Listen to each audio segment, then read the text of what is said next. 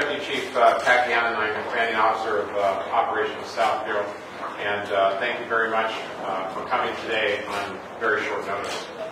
The purpose of this press conference today is to ask for the public's help in finding the individual responsible for the murder of one-year-old Angel Cortez, and to announce a reward motion sponsored by Los Angeles City Councilman Joe Buscaino.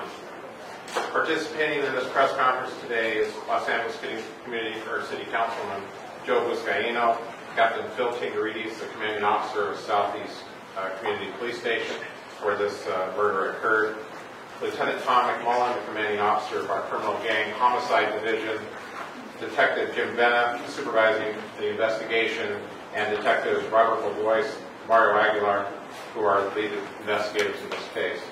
Also, representatives today here from the father of Angel Cortez, Mauro Cortez, and his family, and also community members from the Watts Gang Task Force who are here to show their support also and their help. Yesterday evening, just before 8 p.m., this beautiful little angel was being held in his father's arms as he stood on the sidewalk on Hickory Street, just south of 105th Street. As Mr. Cortez here cradled Angel in his arms, a young man rode up on a bicycle and shot multiple times at Mr. Cortez and Angel with a handgun. Both Mr. Cortez and Angel received gunshot wounds in the upper body area and were transported to a local hospital by paramedics from the Los Angeles City Fire Department. Despite the best efforts of paramedics and medical personnel at the hospital, Angel died from his gunshot wound. The suspect in this despicable crime is a 15 to 18-year-old male of African American descent who was last seen riding a bicycle southbound on Hickory Street from the shooting location. Because of the age of the suspect and the mode of travel, it is likely that the suspect lives in the area in which this crime occurred.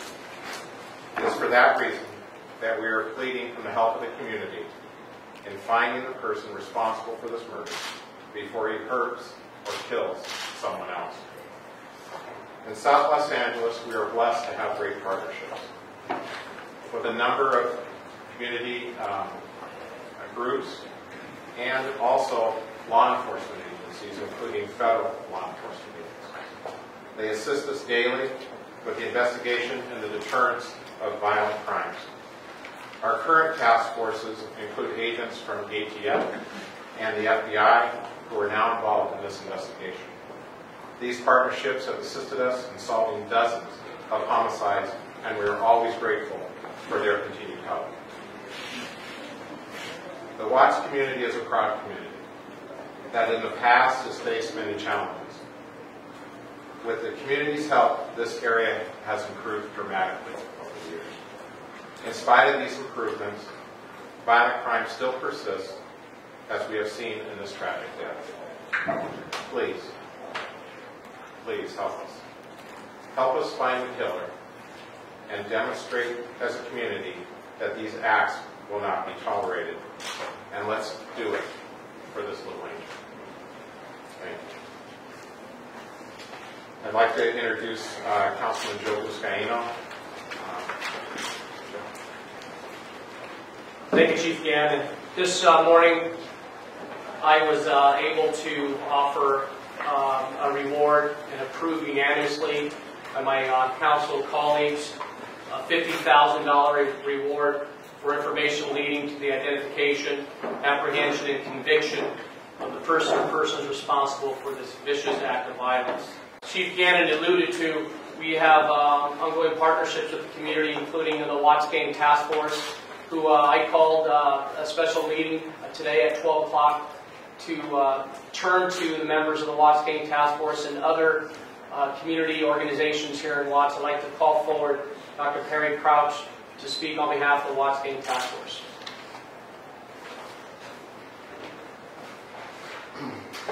First, give an honor to God who's the head of my life and all of my executive board members, and our council president, Ms. Betty Gray. And we call on for the community to work with us, to help us, to bring whoever this person is to justice. And for the young man who did this heinous crime, we ask you, please, turn yourself in right away. And for anybody that has any kind of information, Chief Gannon is going to give you a couple of numbers to call, anonymous numbers or whatever. So we ask for the community, let's stay together, unity, harmony, and let's work together and bring this person to justice who did that horrible act to this baby. Sir, I think this is tragic how this gang violence is ruining our kids. We need to have more programs so that the kids will have something to do all day. They need to stop. They need to spend more money on the kids because this is tragic. I just came from doing some little bit of work in this area, and my heart goes out to the father and the baby and the family. And I just we need help to sum it up. We need help, sir.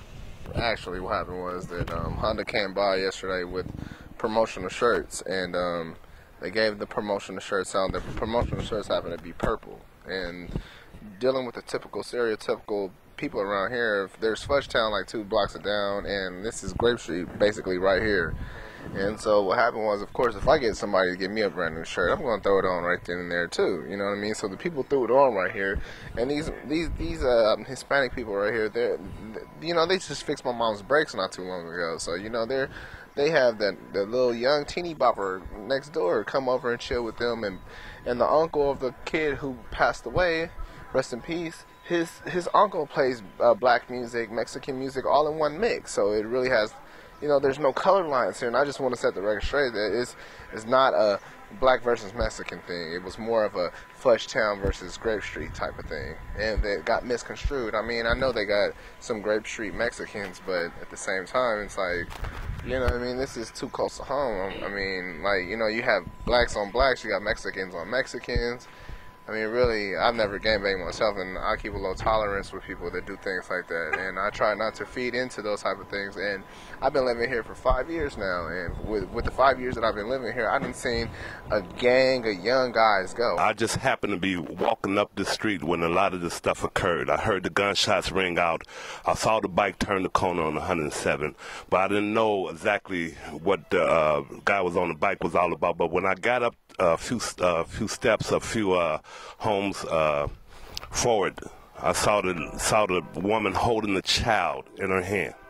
The child has been shot in her, and I believe that was his father or something, was shot in the shoulder. However, my name is Malik El Ghani, and I'm with the Black Beret Liberation Movement. We also with the Black Riders, New Black Panther Party, and I just want to let this be known that this is unacceptable, and we will not tolerate it, and we will hit the streets, and we are forming formation, to hit the streets, and hopefully we can track down the killer, because this ain't about no racial issue. The brown people is our people.